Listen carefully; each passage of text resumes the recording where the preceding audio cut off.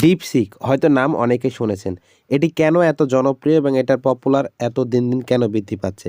শুরুতেই ডিপসিকে আমি একটা প্রশ্ন দিয়েছি। প্রশ্ন বলতে এখানে একটা অঙ্ক দিয়েছি এবং সে সলভ করে কিন্তু আমাকে উত্তর দিয়ে দিয়েছে ৪ ঘন্টা এবং পাশে স্ক্রিনে দেখতে পাচ্ছেন এটি একটি বইয়ের ছবি ৪ ঘন্টা। অর্থাৎ শুরুতেই তাকে একটি অঙ্ক দিয়ে আমি টেস্ট করেছিলাম এবং সে একটি গাণিতিক ফলাফলে সে পেরেছে। এবার আমি তাকে একটু সাধারণ জ্ঞানের প্রশ্ন করলাম। দেখতে পাচ্ছেন সেও কিন্তু উত্তর মোটামুটি সঠিক দিয়েছে।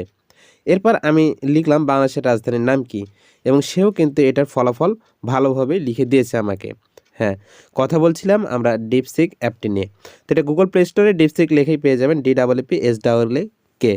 তো জাস্ট এটা লিখে সার্চ করলেই কিন্তু অ্যাপটা পেয়ে যাবেন। এরপর এগ্রিতে ক্লিক করবেন। সাইন ইন উইথ গুগল এখানে ক্লিক করবেন। করার পর একটি জাস্ট মেইল দিয়ে এখানে এগ্রি করে দেবেন তাহলে হয়ে যাবে। তারপর এরকম একটা ইন্টারফেস আসবে। এখান থেকে আমি হাই লিখে দিলাম, দেখেন ও লিখে দিবে। আপনি যদি বাংলায় পারেন বাংলায় লিখবেন, ইংরেজি প্রশ্ন থাকলে ইংরেজিতেই লিখে দিবেন, সে কিন্তু যথাযথ উত্তর দিয়ে দিবে।